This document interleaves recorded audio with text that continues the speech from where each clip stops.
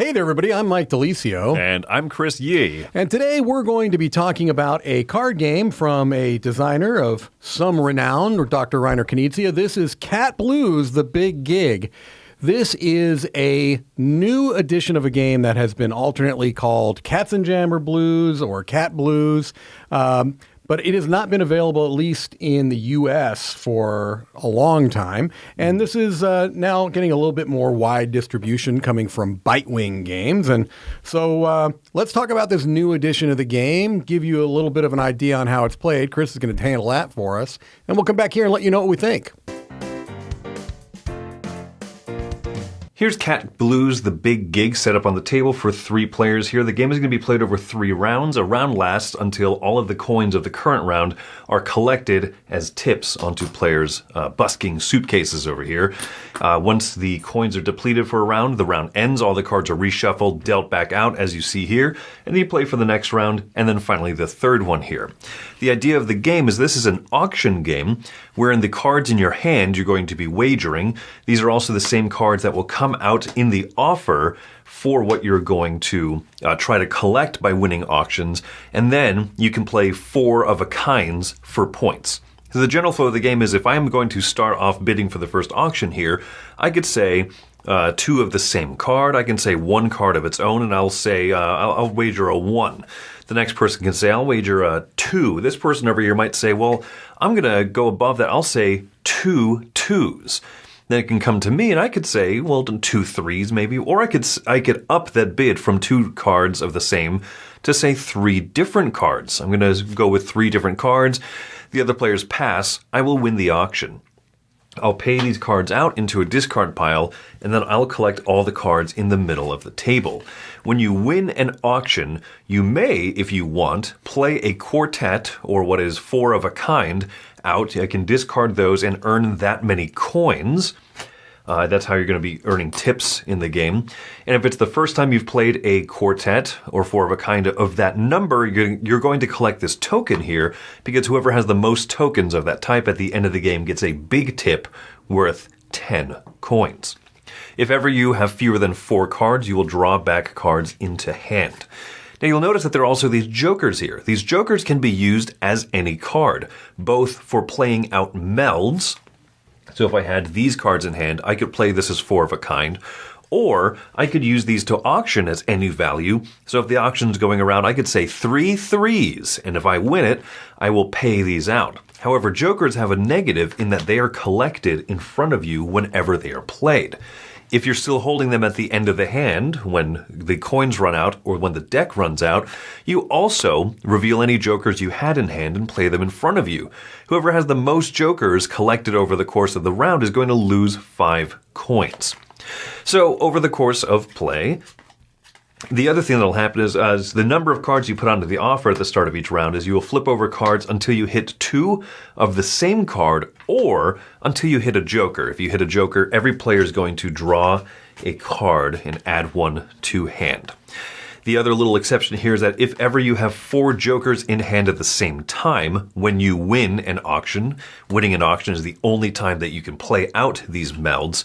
You can play 4 jokers all at once. You won't collect any coins. You will collect this joker token, which can lead to the bonus 10 points at the end of the game, but more importantly, that's the only way to get jokers out of your hand. And then you'll draw back up to 4, in this case another joker. So every time a player wins an auction, the player to the left is the one who starts, and you just keep doing this, revealing cards, doing the auctions until either the deck runs out or until all the coins of that round are collected. Reshuffle, move on to the next, play 3 rounds like that, and at the end, whoever has the most diversity of these tokens here, and if tied, multiple players can win, the big tip worth 10 points, and whoever has the most tips is the winner.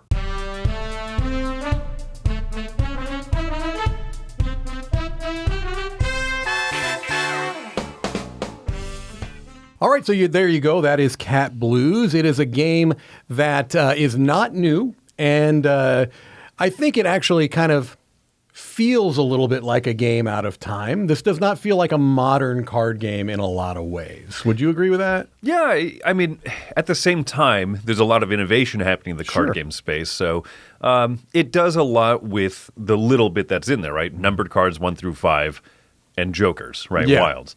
So it's neat that it can create both a system of what you're auctioning with, also what you're auctioning for, and what you're playing sets of. It's clever. It's painfully clever that it does a lot with really relatively little. Right, which is a bit of a hallmark of this designer, right? Reiner Knizia has made literally hundreds of games, and probably as well known for his card games in some ways as his board games. So this one has some things that I, as somebody who has played a lot of Reiner Knizia games, I know you have as well, some certain hallmarks that ring true, that it's like, this is a Knizia.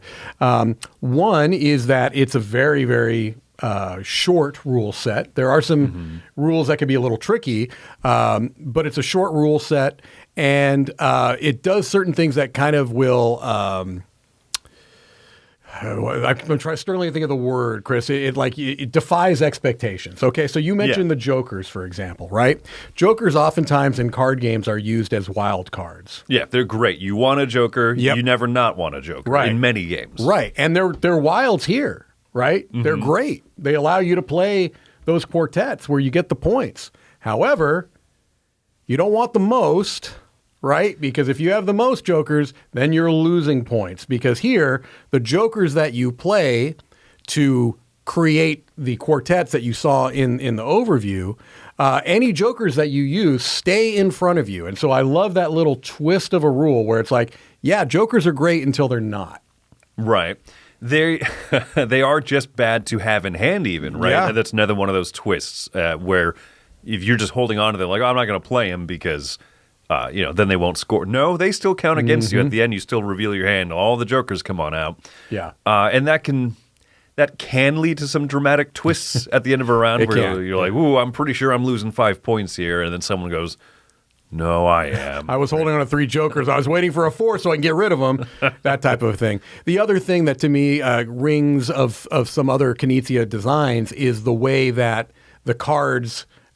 get put on display. Essentially, you're creating a river, and you're going to keep flipping cards until one of two things happens. Either a value gets repeated or a joker comes onto the scene. If a joker comes onto the scene, everybody in play grabs a card, and then we're going to start the auction for those cards. And so that reminds me of some other games, like he did a game called Circus Flocati, which was a push your luck game, but it was also about flipping until something happens to make you stop flipping, right? Right. 2 of the same. And hit no mercy does the same thing. But this isn't. It is not a push your luck game. No, it's not. It just sets the market. Right. But it sets the market in a non-static way and in a way that can create some fun because you could be at the table and you've had a string of maybe 4 cards in the market, and then you just get on a run. We're like, whoop.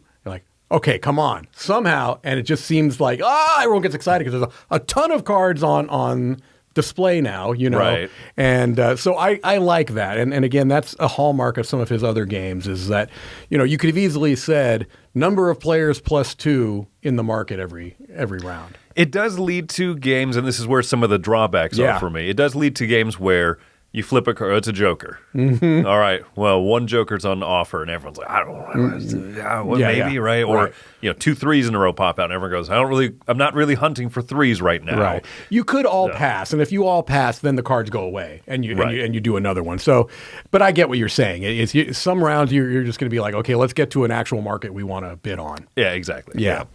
That does happen, and then I think what has been in my plays of this has been that there's sometimes rounds that are lackluster. You play 3 rounds of the game, and when 1 or 1.5 of them are just that, where it kind of feels like, well, I'm changing 2 cards for 2 other cards. Yeah. Right? It tends to not be what I think this game should be, which is a little bit more raucous and kind of, I can't believe you're bidding that. Yeah. A lot of times people just kind of at the table say, 2 different cards, I guess. Yeah. That can happen for sure. That can happen, and there are going to be some turns. you may go several turns before you could get to a point where you want to play those quartets. And that brings up another issue that I think that many people have had with this game, and I think it's a justifiable issue, is that when you are told the rules to a game, this is only going to be, I think, for players that are playing it for the first, maybe second time. Mm-hmm. When you are told the rules for a game and you find out, okay, this is how I score points, right? You're playing to get points to win the game. And when you're being told, okay, when you play a quartet, that's when you get the points. Right. So your inclination is, as soon as you see a quartet, drop it down. That's not necessarily the way to go in this game, and you could really get yourself almost out of the game in the first round by playing a quartet too quickly. And so I think that's almost something you have to tell new players, or else they may have a very negative first impression. I think that that's part of the thing is that another one of my complaints is unfortunately the rule book has a few spots where I read this multiple times, each time I've taught it and played it, and I missed rules in my early plays. I missed fairly important rules, like the winner of the auction, it says, is the band leader and flips the cards. Right. Player to the left of them starts the first bid. Right. I had played it wrong before, where it was the person who won the auction also went first. And with an auction that has very little range, right? You're not ever bidding 17 cards. It's right. 2, 3 might win. Right. 4 cards might win. Yeah. Just those little. So the rule book, I think, could have boldened and clarified some of those points. And I've seen the rule book editor actually state, like, yeah, this was a lesson learned in some of this stuff. Sure. And that's important. Yeah, because oftentimes players are only going to get, you only get one first impression, and they may not want to come back to it, and that would be a shame. It would be, yeah. So it's partly on me because the rules are there, but they didn't jump out, I think, as they should. And some of it is that Knizia clever design, the idea that the winner of the auction, the person to the left goes, prevents it from getting too locked with the same person who's winning round after round. Mm-hmm. But even with that, I do still feel like some of the rounds just lack the excitement. Okay. And people just kind of are, 3 threes. Like, well, I'm not going to outbid that. At that point, it's just kind of locked in. That's fair enough. Let's talk a little bit about the production. We mentioned that the Bitewing is the publisher of this game, and I think it's a pretty impressive production, right? I mean, I agree. Oftentimes card games, and this is, a pretty basic card game, right, are in a deck, right? You just get a deck of cards, and while this has some tokens, you couldn't exactly do that. I feel like they kind of went the extra mile, made this a little bit more of kind of an heirloom quality, and this is not even counting the metal tokens and things that you can get, right? That's an upgrade. It's an upgrade, but even even just with the standard, you're still getting the magnetic box. You're getting the good quality cards. I think the artwork is terrific. So. Just general thoughts on the production on your end. I think I have mostly positive things to say. I love the zany cats. Yeah. It is so funny. So the cards are quad indexed, right? Mm-hmm. And I appreciate that in all the corners. It is really funny that the bottom indices are smaller. And I only mention that because the last time I was playing it with someone, he goes, the 5s are different sizes. But all of those touches speak to, trying to make it accessible, trying to make it heirloom quality. Mm-hmm. But I like the zany cats and the look of it all. Yeah, I think it's a very quality production. Then if you want to go crazy, if this is like a game you really want to showpiece, you can go for those metal pieces, which are gorgeous. Yeah. So final thoughts on this one. You want to go first? Yeah, I'll go first, yeah. Like I said, I've had fun playing this, but I've also had a lot of sour tables, right? Mm-hmm. And that does kind of affect my overall feeling towards it. And I think that as much as I enjoy the production particularly, this one's a 6 out of 10 for me, right? And it's like I've spoken before, some of those lackluster auctions and some of those lackluster rounds. And then you have a round that is good and is where you think this is where this game should be, but it's not. It doesn't sit on those highs long enough for me. So it's a 6 out of 10. It's one I would play again, but it's not one I'm hankering to pull out and say, hey, let me show you something clever. I think that this company has and worked with Knizia and put out more card games that I would sooner go to. Sure. And this is a tricky one for me because when I have played Cat Blues or Cats and Jammer Blues or whatever you want to call it, with other players who have played it before and liked the game, I've had games where I'd be like 8.5, right? I've also taught it to people who had a miserable experience and made the gameplay less exciting for me, right? Because when you're teaching somebody a game, you don't want to have people that are miserable, at the table. It kind of lessens things. So I'm coming in at a 7 for this. It's still a game that I recommend. I do think that it is a game that can be very divisive, and I think that it has not been an overwhelming hit, right? I have introduced it enough times to people who don't like it that it has to drop the score a bit for me. If I had my regular group of the 4 or 5 players that I know that love this game, we have a blast, right? Right. But we know what we're getting into. We know what the game's about. We've even built a bit of a meta oftentimes. So it's not a game that I think has as wide appeal as many other card games have, and certainly other card games by this designer. So a 7, but just know that it may not hit for your group. I think that's a good way to put it. Yeah. All right. Well, that's Cat Blues, folks. That's going to do it for us. I'm Mike DeLisio. And I'm Chris Yee. And have fun playing the blues. I think that's kind of counterintuitive. You're not supposed to have fun playing the blues. No, you're supposed to be miserable. Be miserable playing the blues.